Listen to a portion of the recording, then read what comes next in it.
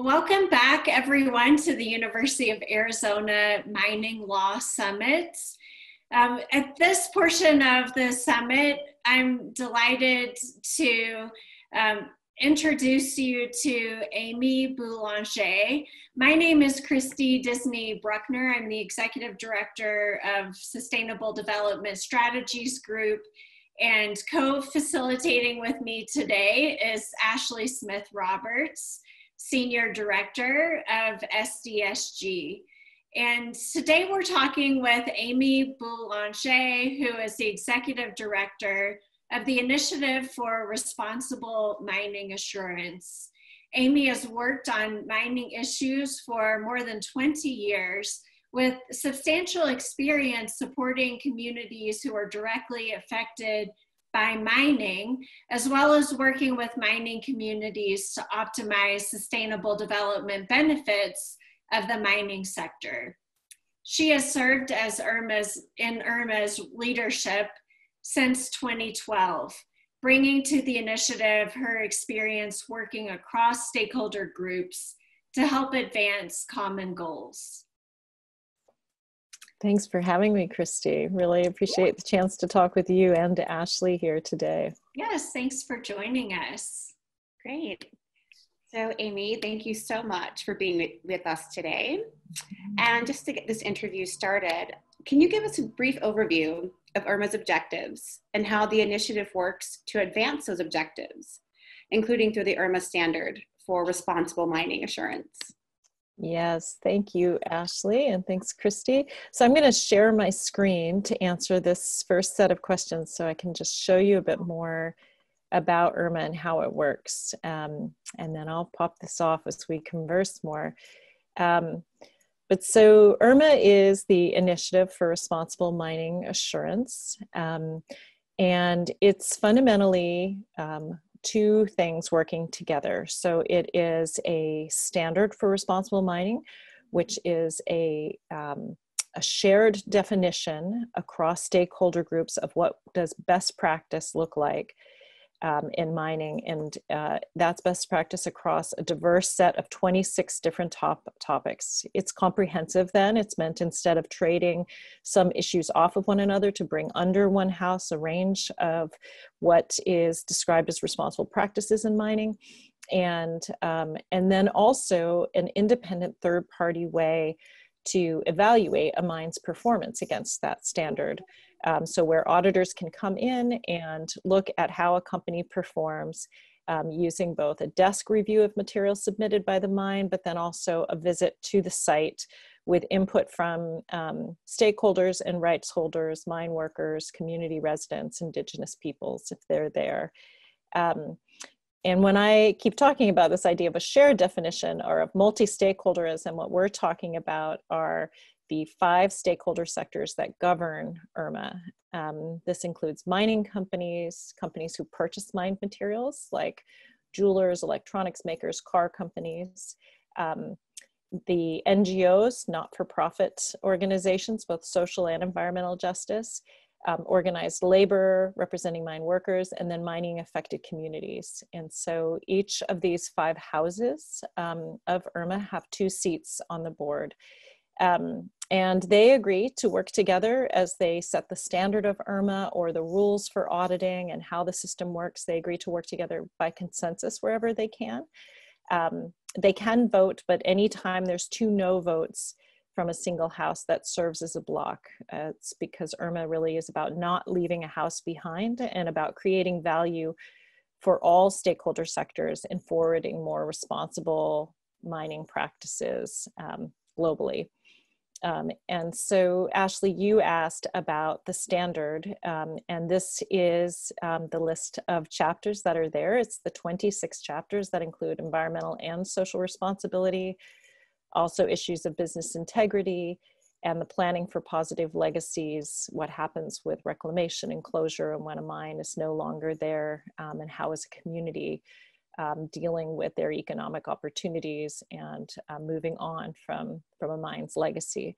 So as you can see, it's a broad range of issues. Again, as I said at the beginning, it's really meant to create a more comprehensive sense of what is responsible mining. So we're not talking about worker health and safety or clean water. We're not talking about Indigenous people's rights or biodiversity, but bringing those different metrics under one house. And it will certainly be true with many mines. They'll have some areas where their performance is stronger than others, and we encourage mines to contextualize why they have those strengths or challenge areas, but it has a more transparent conversation around how mines are performing.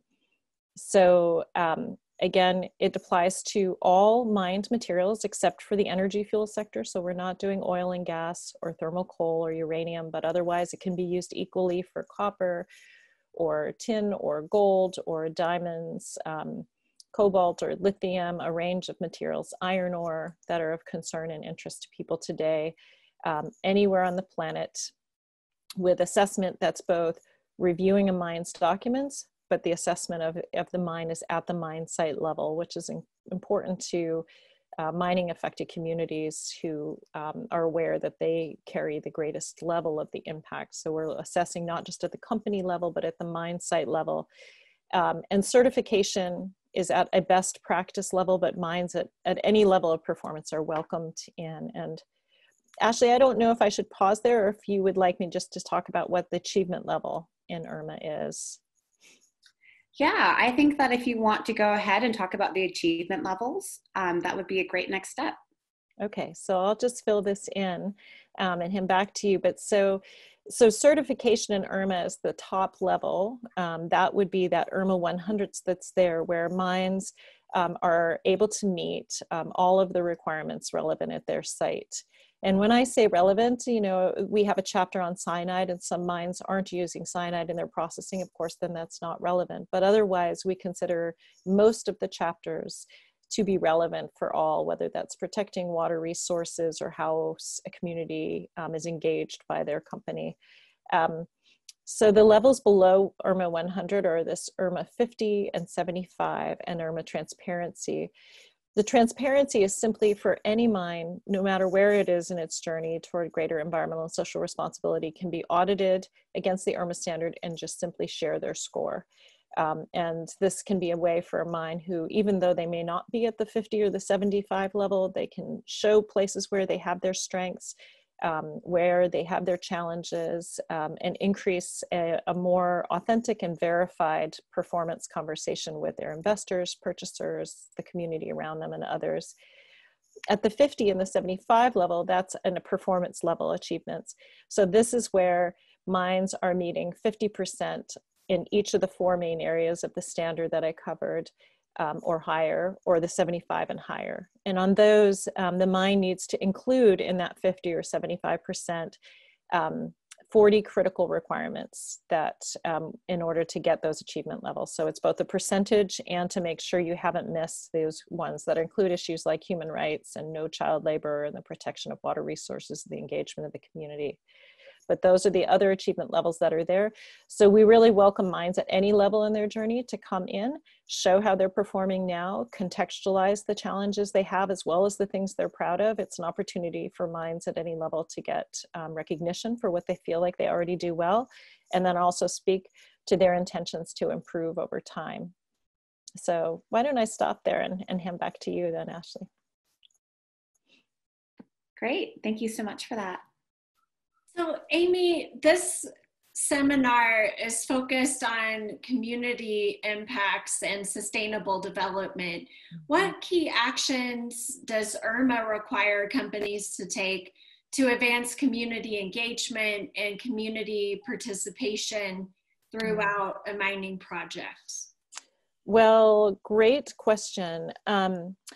You know, on the community level, I'm going to hit a couple of these things that are on this slide, and then things aren't here too, but actually I'll go back a couple slides and just show you in the IRMA standard, you can see that first of all, a mine itself is being asked to engage with its community. So that's why when you see this, some of these chapters, you've got community health and safety, or you've got stakeholder engagement under business integrity, or Indigenous people's rights. So the idea of is that a mine itself should have its own engagement with a community over time. And then that's part of what auditors are assessing, is the mine's engagement. But then once a mine comes into IRMA review, IRMA does a public noticing of an audit before it happens, and then a community and workers are encouraged to speak directly with auditors. They're given safe space to do so that they can give their own sense of the community's perspective on the mine. And then the mine audit, after it's gone through, also becomes a transparent document that the community can review, as well as mines, purchasers, investors, and others. So, and to go forward a little bit, I mean, one thing that's also important is when I talked about earlier the houses that govern IRMA, is that IRMA's governance also means that we are fundamentally in our own system accountable to communities who've been directly impacted by mining. And so it's to create value and accountability and credibility for communities, as well as for a mine who wants to increase their market value by distinguishing themselves out in the market. Great. Thank you so much for that, Amy. And speaking of communities, what special considerations does the IRMA standard require for Indigenous communities? IRMA currently has one of the most comprehensive standards when it comes to Indigenous populations. And can you tell us more about that? Yeah, so IRMA has a chapter that's on two chapters, one that's on cultural heritage and speaks to the protection of cultural heritage, and then a separate chapter that's on Indigenous peoples' free, prior, and informed consent. It does use the word consent, and it says that for a mine to reach an IRMA achievement level, they should have the consent of the Indigenous community in which they're operating. That free, prior, and informed consent is also considered one of IRMA's 40 critical requirements. So even if you want the 50 or the 75 level in IRMA, you should demonstrate that you do have that consent. Now, for mines operating in places where they do not have the consent of an Indigenous community where they're based, they can, of course, still engage in IRMA and step into the IRMA transparency level. They can show perhaps they exceed by percentage 50 or 75 and an average, but we still, for us to transfer an achievement level at that level, we ask that they meet an Indigenous people's consent in their community, that fundamentally they should be working in a community which consents for them to be there and has supported their operations. I guess one more thing I'll say about that too is we recognize that's a dynamic process. I mean, first of all, we know that there may be mines that have operated for years, sometimes decades, and they did not come in with the prior consent of their community. But some of those mines may have since then worked with greater awareness and sensitivity to build that relationship and may now have consent. So we say for existing mines who didn't have that, if you can demonstrate that you have now achieved that consent and that you've worked to create a relationship with that community where they do feel they've been consented with and they are in support, the mine can do that. And it also says that that's a dynamic experience for the years forward to come, that consent is not a one-time agreement, and that as a mine changes, as impacts may grow, or as the site may expand and things change, that consent is something that needs to be an active process that's renegotiated with an Indigenous community. Great, thank you. Mm-hmm. IRMA is working to advance contributions of the mining sector to sustainable development, including the United Nations Sustainable Development Goals. Mm-hmm. What do you see as key areas where mining can make a much greater positive impact in advancing the SDGs than what we currently see in the world today? Well, that's a great question, and I'd love to turn that question back to you as well, Christy, because I know that you and Ashley are experts in the UN Sustainable Development Goals. But so I'll take your question in good faith and answer it, but then I'd love to hear what you both have to say about that as well. But certainly, you know, a lot of the focus tends to be, and the talk has been around alleviating poverty and benefit sharing with communities. But what we're really looking at as well, and especially looking into a climate stressed world in the future, is the kinds of things where environmental issues and social issues overlap and are clearly integrated. So the protection of water resources, and water and waste produced by mines, whether it's the dewatering, the removal of water, or contamination of water resources, can be some of the greatest impacts. And while they're viewed as environmental issues, they're frequently also human rights issues. A community's drinking water or fresh water that's not used as drinking water today, but may in the years ahead become what's relied on for drinking water sources, or maybe sources for fisheries and critical food sources. I mean, these are places where mining being done differently moving forward than it's been done in the past are key ways that we can meet UN SDGs as well with these. I mean, one thing that's really beautiful about the SDGs is their aspirational high level of expectation to reach toward. They're not dumbing down, they're really asking for things like no hunger, and the idea of how cross-sectional they are. The IRMA standard to that end too, at the end of each of those 26 chapters, cross-references to others. So for example, community engagement is cross-referenced in almost all other chapters. So the water chapter doesn't sit separate from how you engage with your community. And I think that cross-sectoral focus is so key in the SDGs as well. But I'd love to hear what the two of you have to say too about SDGs and what you think about IRMA in that role too.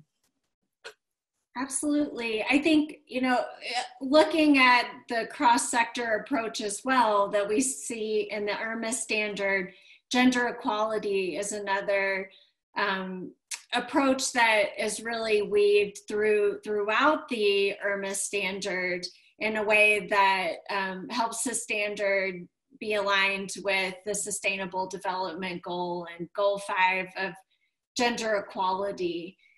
We see a lot of opportunity for mining companies to do even more through community benefit sharing agreements and undertakings on issues that a particular community and its unique needs may need more special attention to. So, there's no cookie cutter approach across every community in the world, but a company and community might work together to see that there should be more emphasis on sustainable agriculture, for example, and how benefits are shared in the model of a mine. This could also come into play in climate mitigation and adaptation. How can a mine be developed in a way that mitigates greenhouse gas emissions? What types of infrastructure will help not only alleviate risk due to climate impacts, but also help communities be more resilient to those impacts in a way that will sustain a temporary or permanent mine closures? But there's so many opportunities for mining companies to advance the SDGs, and we see that this as really imperative in a time when minerals and mine materials are greatly needed for the green energy transition. Mm-hmm. Ashley, anything you would like to add to that response? Yes, I'd just like to confirm that energy, I think, is a really important place where mines could have an amazing impact on the UN SDGs. Mines are often very energy intensive operations, so even putting in place and implementing standards that energy efficiency is increased, or a greater amount of energy is able to incorporate renewables, if that makes sense for that specific mine project. Things like that, I think, are really important, and a way that mines can start thinking about how they can contribute to sustainable development.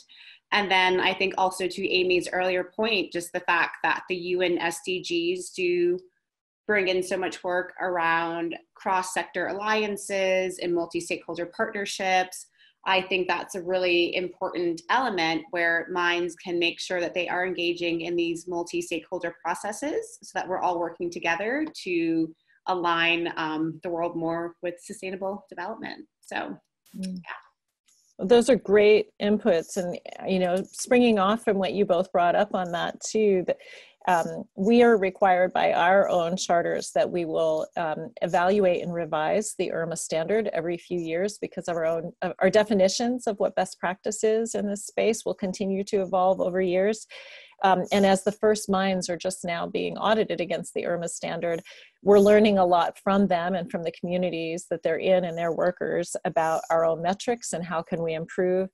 And so a couple of the chapters where I know we're already taking a good look at for next year's revision, one is around gender equality. Right now we deal with gender as we deal with a number of other issues where you can have disproportionate impact or vulnerability. That includes, the issues of youth, people with disabilities, cultural minorities.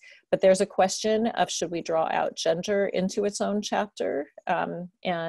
Because of the significance of the issues there, by doing so, do we minimize the impacts to the other groups I've just mentioned? Or better highlight them. Right now, as you said, it's integrated throughout the standard, and we're really asking, is that the best way to deal with it? So we'll really look forward to others helping us decide on that. But similarly, our chapter on greenhouse gas emissions, passed in 2018, version of the current standard that's live, represented what could be agreed between the mining industry sector and purchasers and civil society, NGOs and others at that time. But already the world has outpaced that, we believe, and that we'll be visiting that chapter again with a greater sense of expectations and targets for greenhouse gas emissions. And what's expected at mine sites is increasingly even more mining companies are making their commitments to carbon neutrality and greener energy sources and greater efficiency and conservation of energy on site. So I think it's a really exciting and dynamic space as we even redefine best practice. So that's great, Amy. I love hearing that the standard continues to evolve as you guys learn more about best practices and as the world just continues to evolve with mining and sustainable development. So thank you for sharing that.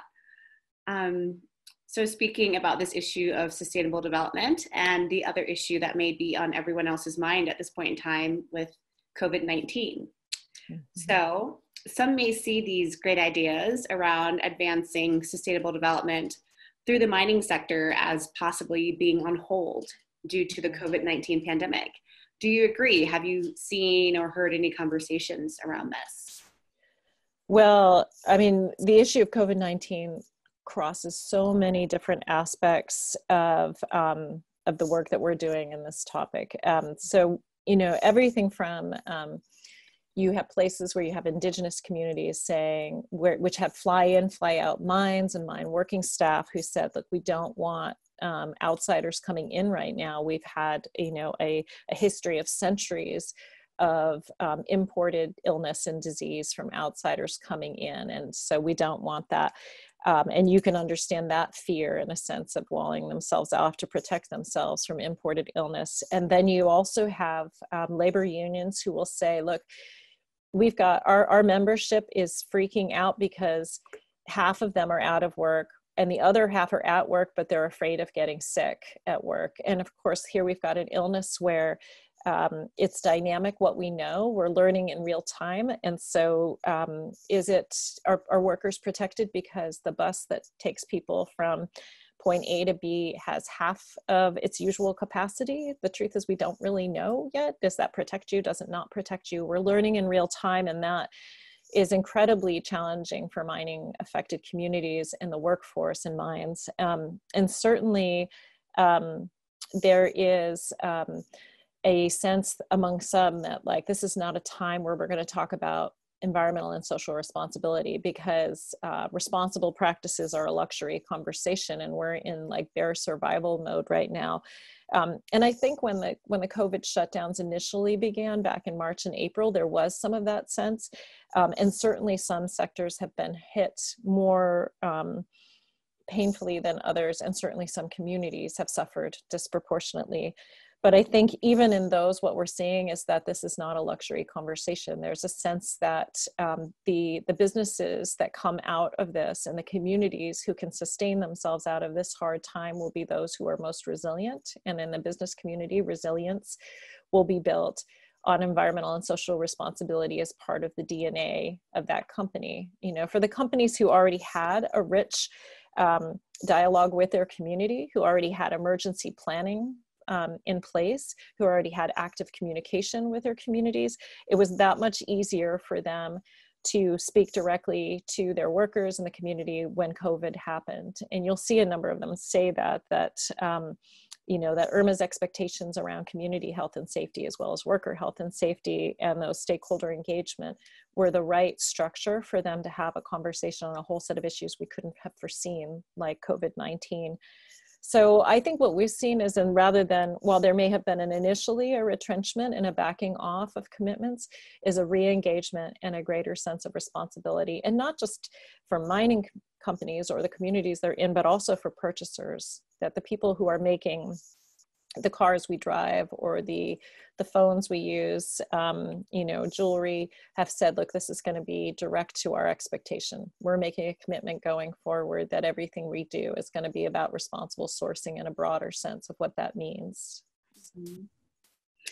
Yes, I think you're right about that, Amy. Your point about resilience really speaks out as well. And going along with this, what do you see as opportunities that we can leverage in this moment? You've already mentioned some of them, but how do we take advantage of this time as stakeholders to work to rebuild these economies toward a brighter future? Well, a few thoughts I have on that. I mean, one is to make really clear the ask, is that for the people who make, as I mentioned, those purchasers of mine materials who make cars, buildings, jewelry, electronics, is that they need to make a really clear ask to the mining sector for what they want, and that they want the choice to buy materials which have been mined or sourced using best practices. Some of the mining industry will say, look, IRMA asks a lot. It's comprehensive, it's rigorous. Do we need to do all that? Does the market care?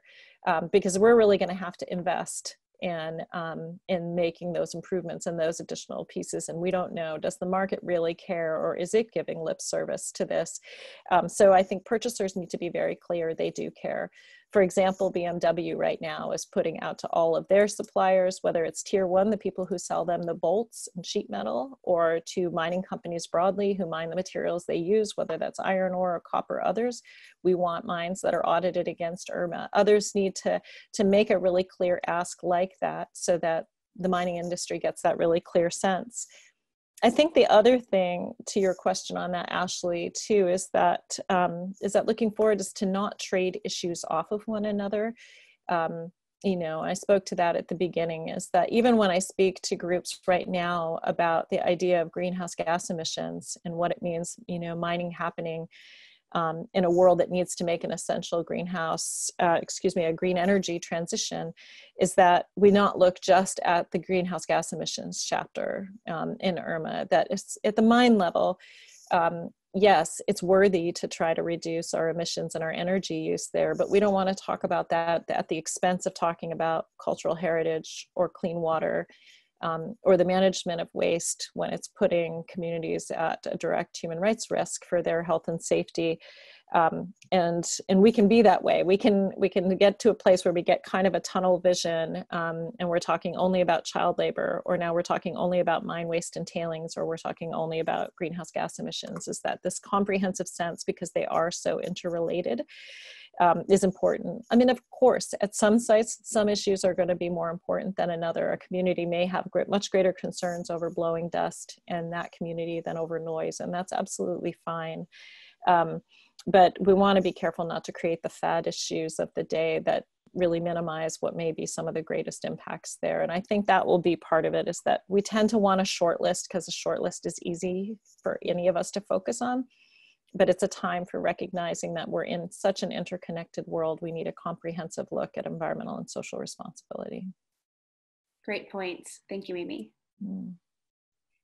Amy, as I noted in your introduction, you've been working in the mining sector across stakeholder groups for over 20 years. How have you seen community impacts and benefits associated with mining evolve over that time period? Well, I wish I could say I saw more evolution. I've seen more consistency than I've seen evolution, and that's too bad. because there's a lot of broken trust between mining companies and communities and NGOs. And arguably, it's some of the greatest chasm between the private sector and an affected community and NGO sector. Now, of course, this was true in others. We had these challenge points between the forestry sector and in agriculture, and change has come to these places. It's come to seafood and the garment sector, and it was later to come to mining. And I think that's in part because a lot of the world doesn't understand mining. It tends to happen far from urban centers. Sometimes it's literally underground and in the dark, right? And many people are increasingly aware of, where does their food come from, their power, but they may not be as fluent in where do their mine materials come from. And I think that's frustrating for all of those stakeholder groups, right? It's frustrating to be a mining company thinking nobody understands what you do. It's frustrating thinking that your critics, aren't recognizing they're using their materials every day. It's frustrating for mining communities to feel like the world doesn't understand that it's not done with a pick and shovel most of the time, and that industrial scale mining may leave, centuries of an impact behind for them, after a 20 or a 30-year mine life. So, but I think that's changing right now. I think maybe even in the last 5 years, what didn't change that much in 20 years, in the last 5 it has. And in part that may be because even as the world has accelerated forward with a lot of innovation and new practices, we've also had some of our most heartbreaking mine disasters. Even in the last 5 years, we lost 270 lives in Brazil from a mine waste tailings spill last year, and before in Brazil only a few years earlier in a similar situation, a similar mine waste collapse in British Columbia that sent waste into a salmon-bearing stream where First Nations people felt that their heritage was deeply impacted. And so I think there is a reckoning moment that we're all feeling. I think the truth is that there are few people who really know how are we going to deal with mine waste going forward, but all minds are on it now. And I think that this moment that says, look, as long as we are all going to use these materials, and as long as there's a press for increasing demand for some of these materials that go into wind turbines, solar panels, electric batteries, that we better figure these issues out so that we don't undermine the importance of a green energy transition at the top of our supply chain.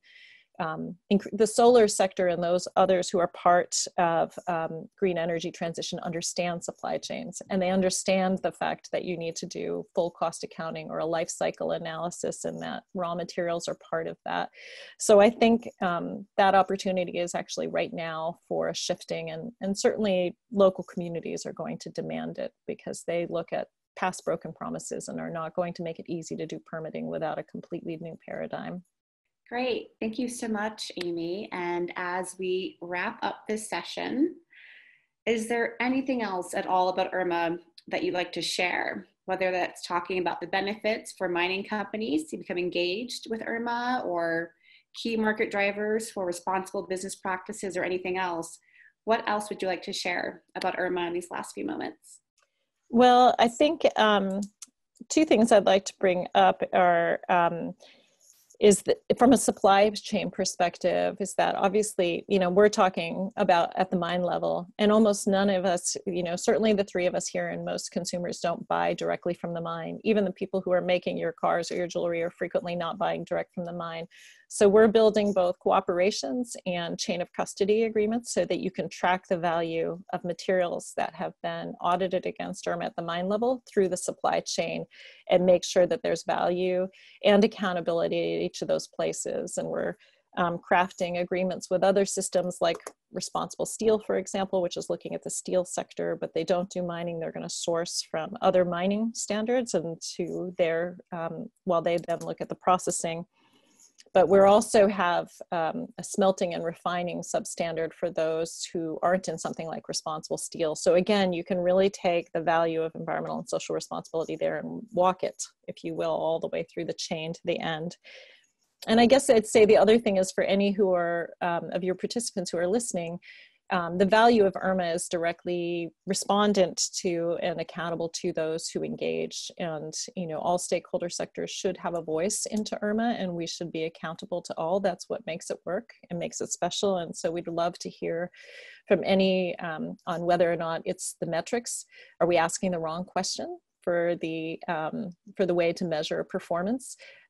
Are there improvements we can make into how we audit it, to the capacity building and support for mines or for communities to know how to use this as a tool? We'd really love to hear from diverse stakeholders about how this tool can be used for those who are already out there doing the work, regardless of what stakeholder sector they're in. Thank you so much for your time, for the extraordinary work that you and your colleagues at IRMA are doing, your innovative work to move us towards sustainable development. Thank you so much, and we'll close now and look forward to some Q&A from those of you participating in the chat thread. Thanks very much. Thanks, Christy. Thanks, Ashley. Thank you, everybody.